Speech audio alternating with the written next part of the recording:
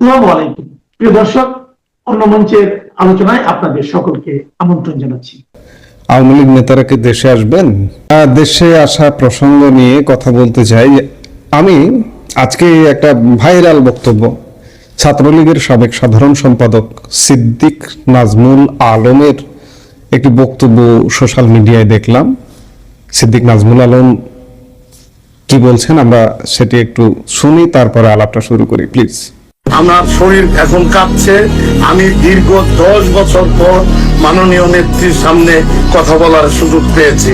ছাত্রলীগের কিভাবে সৃষ্টি, ছাত্রলীগের অতীত, এগুলো সবাই সবকিছু জানে। মাননীয় নেত্রী, আমরা এখন এমন একটি সময় অতিক্রম করতেছি যে সময়টি 1971-এর মহান মুক্তিযুদ্ধের চাইতেও বেশি কঠোর হয়ে গেছে। মাননীয় নেত্রী, বাংলাদেশের জনগণ ইমোশনাল ব্ল্যাকমেইলিং এর শিকার হয়ে হয়তোবা অনেক মানুষ সেদিন রাস্তায় নেমেছিল। 5ই আগস্টের পর থেকে বাংলাদেশের প্রত্যেকটি মানুষ হারে হারে উপলব্ধি করতে শুরু করেছে যে এইটা কি ষড়যন্ত্র ছিল, জঙ্গি গোষ্ঠীর কি প্ল্যান ছিল। নেত্রী মানুষ আন্দোলন করার জন্য মুখিয়ে আছে, শুধু চাচ্ছে নেতৃত্ব। আমাদেরকে এত কথা বলে কোনো কাজ হবে না, আমাদের দেশে যেতে হবে। নেত্রী, আপনি যেখানে আছেন সেখানেই থাকবেন। আমি সামাজিক যোগাযোগ মাধ্যমে বলেছিলাম আমি দেশে সবার আগে যেতে চাই। মাননীয় নেত্রী, ছাত্রলীগের শুধু সাবেক প্রেসিডেন্ট সেক্রেটারি না, যারা আওয়ামী লীগের কেন্দ্রীয় কমিটির নেতৃবৃন্দ রয়েছেন, এমপি মন্ত্রী ছিলেন, তাদের সবাইকে নেত্রী দেশে যেতে বলুন। আমরা দেশে না গেলে কোনোদিনও আন্দোলন চাঙ্গা হবে না, রাজপথে মানুষ নামবে না। মানুষ রাজপথে নামার জন্য উন্মুখ হয়ে আছে। সিদ্দিক নাজমুল আলম বলছেন আমার শরীর এখন কাঁপছে, আমাদের এত কথা বলে কাজ হবে না, আমাদের দেশে যেতে হবে। নেত্রী, আপনি যেখানে আছেন সেখানেই থাকবেন, সবার আগে দেশে আমি যেতে চাই। কেন্দ্রীয় কমিটির নেতৃবৃন্দ, এমপি মন্ত্রী সবাইকে দেশে যেতে বলুন। অত্যন্ত গুরুত্বপূর্ণ একটি কথা বলেছেন সিদ্দিক নাজমুল আলম যে দেশে যেতে হবে। আজকে বাংলাদেশ রাজনীতিহীনতার মধ্যে অবস্থান করছে। এই মুহূর্তে যে রাজনৈতিক দলগুলো, এই রাজনৈতিক দলগুলো তো ক্রিয়াশীল আছে, তাই না? ক্রিয়াশীল থাকার পরেও দেশ কি স্বাভাবিক চলছে? এই যে 12 ফেব্রুয়ারি একটা সাজানো নির্বাচনের আয়োজন চলছে, নীরব আয়োজন, এবং নির্বাচনটা শেষ পর্যন্ত হয়ে যাবে এবং কাকে ক্ষমতায় বসানো হবে সেটিও রাষ্ট্রপক্ষের আচার আচরণ দেখে পরিষ্কার।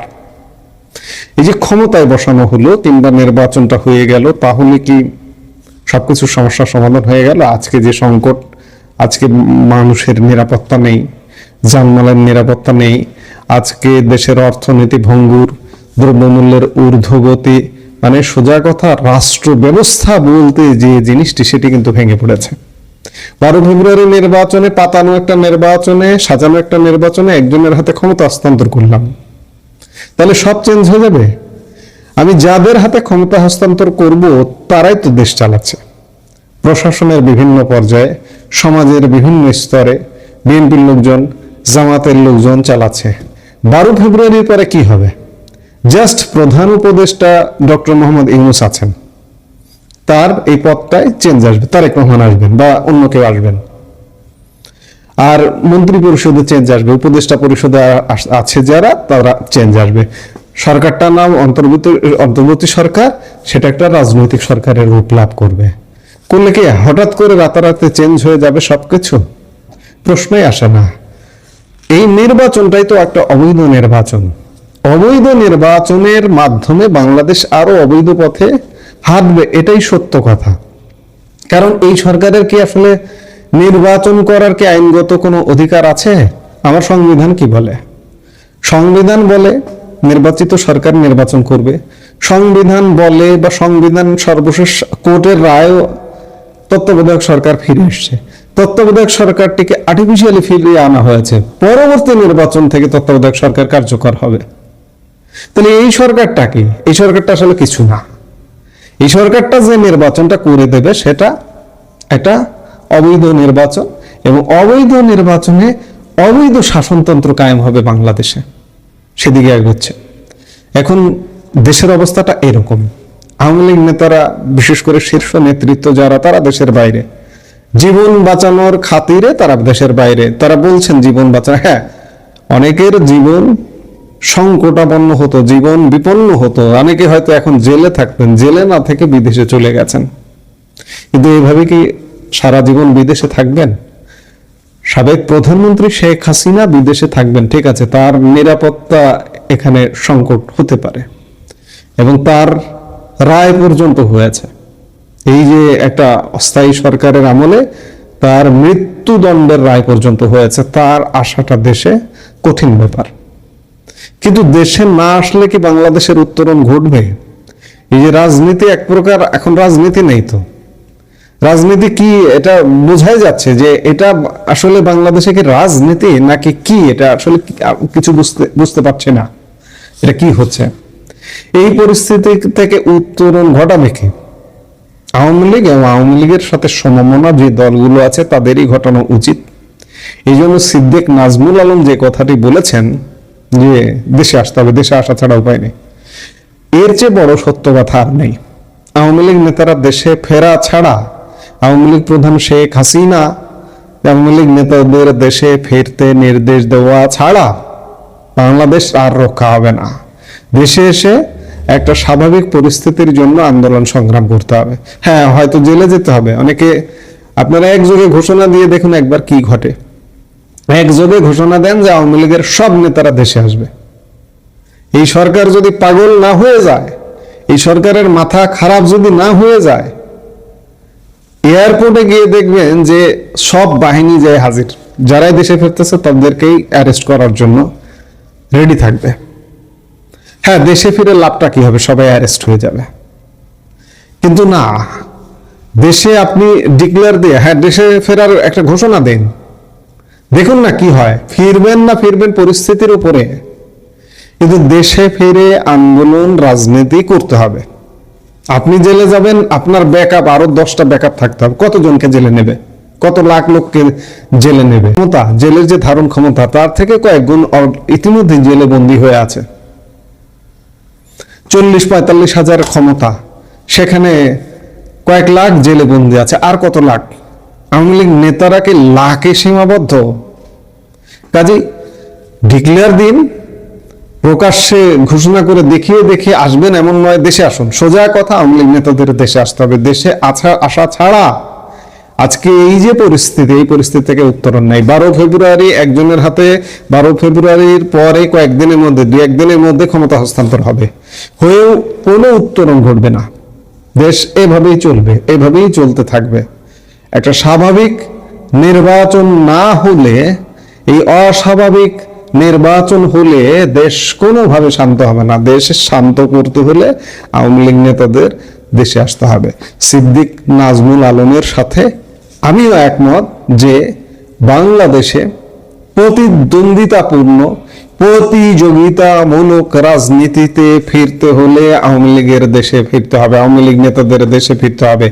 যারা বিতর্কিত তারা তো ফিরবেন না, যারা চরম বিতর্কিত তারা টাকা পয়সা নিয়ে পাচার করে সেখানেই হয়তো আয়ুষী জীবন কাটাবেন। এমনকি অনেকের অবস্থা এমন হবে, অনেকে এলাকায় ফিরতে পারবেন না। এই যে 1.5 বছর এলাকায় কোনো খোঁজ খবর রাখেননি, খোঁজ খবর নেননি, কর্মীদের সাথে কোনো যোগাযোগ করেননি। কারো কারো ক্ষেত্রে বাংলাদেশে রাজনীতি করা কঠিন হবে। আওয়ামী লীগের রাজনীতি করতে পারবেন না। এলাকা যদি তাদের অ্যাকসেপ্ট না করে, গ্রহণ না করে, কেন্দ্র থেকে আপনি কেন্দ্রীয় প্রধান, আওয়ামী লীগ প্রধান চাপিয়ে দিলেন, অমুক এলাকায় এই হচ্ছে সভাপতি, ও হচ্ছে এমপি পদপ্রার্থী, ও হচ্ছে সেই, কাজ হবে না। এবার হয়তো এলাকার জনগণই প্রতিরোধ করবে। কাজেই যারা ভালো, যারা নিবেদিত প্রাণ, তারা দেশে ফিরুন।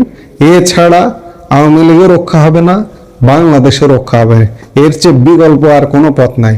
কাজেই আমি সিদ্দিক নাজমুল আলমের সাথে শতভাগ একমত পোষণ করছি। আইন উপদেষ্টা আসিফ নজরুল স্বয়ং একেবারে সংবাদ মাধ্যমকে জানালেন যে তিনি তাহারিমা জান্নাত সুরভির বিষয়টা দেখছেন এবং তাহারিমা জান্নাত সুরভি শিগগিরই প্রতিকার পাবে। আর তারপরে রিমান্ড আদেশের 5 ঘন্টার মধ্যে জামিন পেলেন চাঁদাবাজির মামলায় গ্রেফতার জুলাই যোদ্ধা তাহারিমা। তাহলে চাঁদাবাজির মামলায় গ্রেফতার হলেন জুলাই যোদ্ধা তাহারিমা, আর এখন কিনা তাদেরকে জুলাই যোদ্ধা হিসেবে দায় মুক্তি দেওয়ার কথা বলা হচ্ছে, তাহলে তাহারিমা জান্নাত সুরভি, মাহাদি হাসানের মতো বীরেরা আগামীতে পুলিশি হয়রানিতে পড়বে না, এ হিসাব মেলে? মানে একবার তারা মুক্তিযুদ্ধ করে ফেলেছেন, কাজেই সারা জীবন লুটপাট চাঁদাবাজি চালিয়ে যেতে পারবেন? সরকার বলছে জুলাই গণ অভ্যুত্থানে অংশগ্রহণকারী ছাত্র, শ্রমিক, জনতাকে আইনি সুরক্ষা দিতে এখন তারা একটা বড় ধরনের নীতিগত সিদ্ধান্ত নিয়েছে। সেই নীতিগত সিদ্ধান্ত অনুযায়ী সোমবার স্বরাষ্ট্র মন্ত্রণালয়ে আইন শৃঙ্খলা সংক্রান্ত উপদেষ্টা পরিষদ কমিটির বৈঠকে সিদ্ধান্ত হয়েছে যে জুলাই যোদ্ধাদের আইনি একটা দায় মুক্তি দিতে এখন নতুন অধ্যাদেশ জারি করা হবে।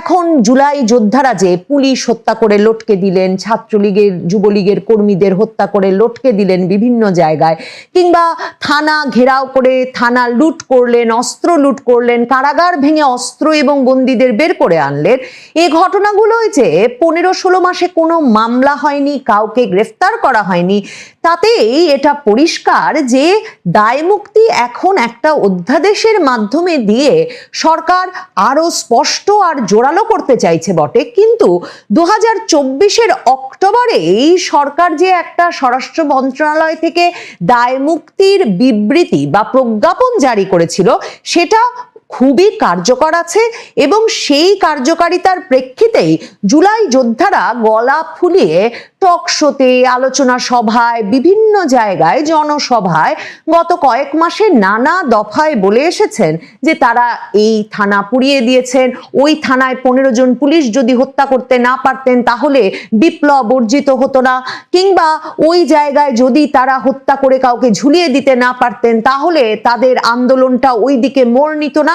তার মানে এই যে হত্যা, লুটপাট, ধ্বংসযজ্ঞ, অগ্নিকাণ্ড, এটাকে 15-16 মাসে যে একরকমের নর্মালাইজ বা একটা স্বাভাবিককরণ করা গেছে, তার ভিত্তি হিসেবে কিন্তু 2024-এর অক্টোবরে সরকারের স্বরাষ্ট্র মন্ত্রণালয়ের জারি করা ওই প্রজ্ঞাপনটা কাজ করছিল, যেখানে সরকার বলে দিয়েছিল যে দায় মুক্তি দিতে হবে। স্বরাষ্ট্র মন্ত্রণালয়ের বিবৃতির মাধ্যমে বলা হয়েছিল 15ই জুলাই থেকে 8ই আগস্ট পর্যন্ত সংগঠিত জুলাই গণ অভ্যুত্থান সংশ্লিষ্ট ঘটনার জন্য কোনো মামলা, গ্রেফতার বা হয়রানি করা যাবে না। কারণ তখন পুলিশ নোয়াখালীর সোনাইমুড়িতে এক পুলিশ কনস্টেবল হত্যার জন্য কয়েকজনকে আটক করেছিল, আর তার পরপরই সরকার এই বিবৃতি দিয়েছিল এবং তারপর থেকে আর কোনো পুলিশ হত্যার বিষয়ে পুলিশ বাহিনী, সরকারের স্বরাষ্ট্র মন্ত্রণালয় বা কেউ কোনো নড়াচড়া করে নাই। এবং সেই বিবৃতিতে সরকার প্রথম এই তারিখটা কিন্তু ঘোষণা করে 15ই জুলাই থেকে 8ই আগস্ট। আর এখন সরকার বলছে যে তারা যে দায় মুক্তি দেবে সেখানেও তারা 1 জুলাই থেকে 2024 সালের 1 জুলাই থেকে 8ই আগস্ট পর্যন্ত পরিচালিত গণ অভ্যুত্থানের জন্য জুলাই যোদ্ধাদের একটা সর্বাত্মক সুরক্ষা দিতে চায়। তার মানে জুলাই যোদ্ধারা, সেই গণ অভ্যুত্থানের সৈনিকেরা জানেন 1 জুলাই 2024 থেকে 8ই আগস্ট 2024 পর্যন্ত খুন, হত্যা, লুটপাট, অগ্নিসংযোগ, ভাঙচুর, ধ্বংস সহ এমন সব ফৌজদারি কর্মকাণ্ড সাধিত হয়েছে যেগুলো ফৌজদারি কর্মকাণ্ড এবং সেগুলোর বিচার কখনো কোনোভাবে রহিত করা যাবে না। এবং সে কারণেই সর্বাত্মক একটা সুরক্ষার জন্য এই সরকারের ওপর চাপ ছিল প্রথম থেকেই। সরকার তখন 15ই জুলাই থেকে দিয়েছিল, এখন 1 জুলাই থেকেই তারা এই ব্ল্যাঙ্কেট সুরক্ষা দিতে চাচ্ছে। দেখেন, এই যে দায় মুক্তিটাই এই জুলাই যোদ্ধাদের সবচেয়ে গুরুত্বপূর্ণ দাবি, তার প্রমাণ হচ্ছে জুলাই সনদেও কিন্তু আরেক দফা এই সুরক্ষা দেওয়া হয়েছে। জুলাই সনদ স্বাক্ষরের দিন, মানে আমরা তো ভেবেছি জুলাই সনদ না জানি কি এক মহান সংস্কার পরিকল্পনা, কিন্তু ওই যে জুলাই সনদকে সংবিধানের উপরে জায়গা দিতে হবে, জুলাই সনদের সাংবিধানিক ভিত্তি থাকতে হবে, জুলাই সনদ কেউ এসে রদ করতে পারবে না এমন নিয়ম করতে হবে, এসব দাবিতে যে আলী রিয়াজের দরবারে মাসের পর মাস কেটে গেল, তারও কারণ কিন্তু ওই একই। ফৌজদারি অপরাধের দায় থেকে জুলাই যোদ্ধাদের একটা ব্ল্যাঙ্কেট সুরক্ষা, সর্বাত্মক সুরক্ষা দেওয়ার ব্যবস্থা করা। সে কারণেই 18ই অক্টোবর জুলাই সনদ স্বাক্ষরের সেই দিনে সংসদ ভবন এলাকায় মনে আছে নিশ্চয়ই, জুলাই যোদ্ধারা সমাবেশ ঘটিয়ে ব্যাপক ভাঙচুর এবং মিছিল সমাবেশ করতে থাকলেন এবং জুলাই সনদ স্বাক্ষরের কয়েক ঘন্টা আগে সরকার সেই জুলাই সনদেও একটা দায় মুক্তির অধ্যাদেশ যুক্ত করলেন। সরকারি হিসাবই বলছে 44 জন অন্তত পুলিশ সদস্যকে 2024 সালের জুলাই আগস্টের আন্দোলনে হত্যা করা হয়েছে। এছাড়া বিভিন্ন সরকারি স্থাপনায় হামলা, অগ্নিসংযোগ, লুটপাটের ঘটনা ঘটেছে। আর সাধারণ মানুষকেও মানে ছাত্রলীগ, যুবলীগ, আওয়ামী লীগ সন্দেহে বা অভিযোগেও হত্যার ঘটনা ঘটেছে এবং জুলাই যোদ্ধারা তার মানে জানে 8ই আগস্ট পর্যন্ত, 1 জুলাই থেকে তারা এই ঘটনাগুলো ঘটিয়েছে। সরকার এবার এক্ষুনি এই অধ্যাদেশ যে জারি করতে চাচ্ছে তার একটা কারণ হচ্ছে, সরকার বলছে যে সাম্প্রতিক সময়ে 2 বীর জুলাই যোদ্ধা, একজন তাহারিমা জান্নাত সুরভি, আরেকজন বৈষম্য বিরোধী ছাত্র আন্দোলনের হবিগঞ্জের সাধারণ সম্পাদক মাহাদি হাসান, এই 2 জনকে যে পুলিশ গ্রেফতার করলো, এই ঘটনায় সরকার একরকম জেগে উঠে বুঝেছে যে জুলাই যোদ্ধাদের যদি একটা সর্বাত্মক সুরক্ষা দেওয়া না যায় তাহলে এদেরকে পুলিশ যে কোনো সময় গ্রেফতার করতে পারে। কিন্তু দেখেন, এই যে জুলাই যোদ্ধা পরিচয় দেওয়া এক কলেজের 11 শ্রেণীর ছাত্রী তাহারিমা জান্নাত সুরভি, তাকে যখন গাজীপুর থেকে 25শে ডিসেম্বর রাতে যৌথ বাহিনীর অভিযানে, মানে সেনাবাহিনী পুলিশ বাহিনী মিলিত যে বাহিনী, সেই বাহিনীর অভিযানে গ্রেফতার করা হলো, তখন কিন্তু টঙ্গীর গোপালপুর টেকপাড়া এলাকায় তাহারিমা জান্নাত সুরভিকে গ্রেফতার করে বলা হয়েছিল যে তার বিরুদ্ধে চাঁদাবাজি ও অপহরণের একাধিক অভিযোগ আছে। তাহলে যার বিরুদ্ধে চাঁদাবাজি আর অপহরণের একাধিক অভিযোগ আছে সেই ব্যক্তি জুলাই যোদ্ধা বলে তাকে তার মানে শুধুমাত্র ব্ল্যাঙ্কেট সুরক্ষা, এক সর্বাত্মক দায় মুক্তি শুধুমাত্র 24-এর 1 জুলাই থেকে 8ই আগস্টের হত্যা, লুটপাট, ধ্বংসযজ্ঞের জন্য দেওয়া হচ্ছে তাই নয়, তারা এখনো ইচ্ছা মতো চাঁদাবাজি, অপহরণ যা ইচ্ছা তাই করতে পারবে এবং ওই সুরক্ষার বলে এতে এদেরকে এই সব অপরাধ থেকেও রক্ষা করা যাবে বলে সরকার প্রত্যাশা করছে। দেখেন, তাহারিমা ওই গাজীপুর এলাকার মেয়ে এবং যখন যৌথ বাহিনী তাকে 25শে ডিসেম্বর গ্রেফতার করলো, তখন পুলিশ কিন্তু সংবাদ মাধ্যমকে বলেছিল যে গাজীপুরের কালিয়াকৈর থানায় করা একটি মামলায় তাহারিমা জান্নাত পরোয়ানাভুক্ত আসামি। মামলাটি করেছেন নাইমুর দুর্জয় নামের এক সাংবাদিক। তার অভিযোগ, অর্থ আদায়ের উদ্দেশ্যে অপহরণ ও ভয়ভীতি প্রদর্শনের পাশাপাশি সামাজিক যোগাযোগ মাধ্যমে ব্ল্যাকমেইলিং কার্যক্রমে তাহারিমা জড়িত। এছাড়া তার বিরুদ্ধে অন্তর্বর্তী সরকারের উপদেষ্টা ও সেনা প্রধানকে নিয়ে সামাজিক যোগাযোগ মাধ্যমে কুরুচিপূর্ণ মন্তব্য করারও অভিযোগ আছে। তো এখন উনি যে নির্দোষ প্রমাণিত হলেন, মানে তখন তাকে কোন দোষে ধরা হয়েছিল? চাঁদাবাজি, অপহরণ, নাকি প্রধান উপদেষ্টা সেনা প্রধানের বিরুদ্ধে কুরুচিপূর্ণ মন্তব্য? কোন অভিযোগে ধরা হয়েছিল স্বরাষ্ট্র মন্ত্রণালয় থেকে সেটা পরিষ্কার করা হলো না। কিন্তু আইন উপদেষ্টা আসিফ নজরুল স্বয়ং একেবারে সংবাদ মাধ্যমকে জানালেন যে তিনি তাহারিমা জান্নাত সুরভির বিষয়টা দেখছেন এবং তাহারিমা জান্নাত সুরভি শিগগিরই প্রতিকার পাবে। আর তারপরেই রিমান্ড আদেশের 5 ঘন্টার মধ্যে জামিন পেলেন চাঁদাবাজির মামলায় গ্রেফতার জুলাই যোদ্ধা তাহারিমা। তাহলে চাঁদাবাজির মামলায় গ্রেফতার হলেন জুলাই যোদ্ধা তাহারিমা, আর এখন কিনা তাদেরকে জুলাই যোদ্ধা হিসেবে দায় মুক্তি দেওয়ার কথা বলে বলা হচ্ছে তাহলে তাহারিমা জান্নাত সুরভি, মাহাদি হাসানের মতো বীরেরা আগামীতে পুলিশি হয়রানিতে পড়বে না। এ হিসাব মেলে? মানে একবার তারা মুক্তিযুদ্ধ করে ফেলেছেন, কাজেই সারা জীবন লুটপাট, চাঁদাবাজি চালিয়ে যেতে পারবেন? মাহাদি হাসানের ঘটনাটা দেখুন, পুলিশ কয়েকজনকে গ্রেফতার করেছিল একটি অভিযোগে এবং মাহাদি হাসান হবিগঞ্জের এই তরুণ, তিনি গিয়ে পুলিশকে, মানে তার ভিডিও তো ভাইরাল, তিনি গিয়ে পুলিশকে উল্টো এই হুমকি দিলেন যে আমরা হবিগঞ্জে থানা জ্বালাইয়ে দিছি, আমরা হবিগঞ্জে এসআই সন্তোষকে পুড়িয়ে মেরেছি, আমাদের সাথে আমাদের কথা আপনি শোনেন না, আমাদের লোককে আপনি ধরে এনেছেন কোন সাহসে? ওই ভিডিও ভাইরাল হলে মানুষ যখন প্রশ্ন তোলেন যে পুলিশের সামনে বসে থানা জ্বালিয়ে দেওয়া, পুলিশ জ্বালিয়ে দেওয়ার হুমকি দিলেও যদি কোনো ব্যক্তির ব্যাপারে পুলিশ ব্যবস্থা না নেয়, তাহলে আইন শৃঙ্খলা ব্যবস্থায় পুলিশ নিয়ন্ত্রণ আনবে কি করে? তখন পুলিশ সরকারি কাজে বাধা দান এবং হুমকি দানের অভিযোগে মাহদী হাসানকে গ্রেফতার করেছিলেন। তার মানে কি, জুলাই যোদ্ধা যদি আপনি হন, আপনি যদি বীর জুলাই যোদ্ধা হন, আপনি সারা জীবন ধরে পুলিশকে হুমকি দেবেন, পুলিশকে ভয় দেখাবেন, প্রশাসনকে ভয় দেখাবেন, আগুন জ্বালিয়ে আপনি কত বড় বীরত্বের কাজ করেছেন, আবারও আগুন জ্বালাতে পারেন, এ ধরনের হুমকি দেবেন, কিন্তু পুলিশ প্রশাসন কেউ আপনার বিরুদ্ধে কোনো ব্যবস্থা নিতে পারবে না। সরকার যখন তাহারিমা সুরভি আর মাহদী হাসানের ঘটনাকে সামনে রেখে সেই দাবির মুখে এখন এই দায় মুক্তি অধ্যাদেশ জারি করতে যাচ্ছে, তখন তো এই প্রশ্ন করতেই হয়। স্বরাষ্ট্র উপদেষ্টার তরফে স্বরাষ্ট্র মন্ত্রণালয়ের ওই বৈঠক থেকে বলা হয়েছে যে 1971 সালের মহান মুক্তিযুদ্ধের সময় মুক্তিযোদ্ধাদের যেভাবে আইনি সুরক্ষা বা দায় মুক্তি দেওয়া হয়েছিল, 2024 সালের যোদ্ধাদেরকেও সেই সুরক্ষাই দেওয়া হবে।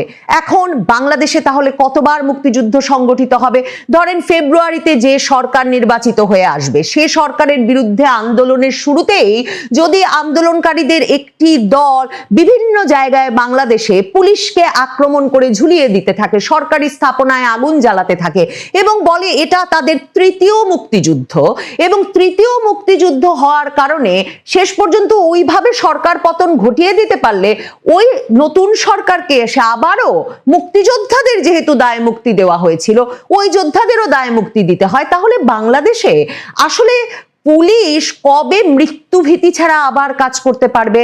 কবে এটা নির্ধারিত হবে যে কোনটা মুক্তিযুদ্ধ, কোনটা সরকার বিরোধী আন্দোলন, কোনটা বৈধ, কোনটা অবৈধ?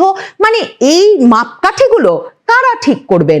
সরকার বলছে রাষ্ট্রপতির অধ্যাদেশ জারির মাধ্যমে এখন তারা সেটা করবে। আমার জানবার ইচ্ছা, রাষ্ট্রপতি কি ভাবছেন? এখন জুলাই যোদ্ধারা যদি, যেমন এখনো চাঁদাবাজি, অপহরণ, হুমকি কোনো কিছু দিলেই তাদেরকে ওই জুলাই যোদ্ধা সুরক্ষার কারণে আইনি ব্যবস্থা নেওয়া যাচ্ছে না, এখন রাষ্ট্রপতি ওই অধ্যাদেশে স্বাক্ষর করার পর জুলাই যোদ্ধারা 2024-এর সেপ্টেম্বর অক্টোবর থেকে যে দাবি করছেন রাষ্ট্রপতিকে নেমে যেতে হবে, সেই দাবি নিয়ে যদি আবার বঙ্গভবন ঘেরাও করেন, রাষ্ট্রপতিকে বের করে এনে যদি রাজপথে লটকে দেন, তাহলে কি জুলাই যোদ্ধারা এই সুরক্ষার আওতায়, মানে যেই সুরক্ষার অধ্যাদেশে রাষ্ট্রপতি স্বাক্ষর করবেন সেই সুরক্ষার আওতায় তারা আবারও সুরক্ষা পাবেন, নাকি ওই দফায় জুলাই যোদ্ধাদের বিচার করা যাবে?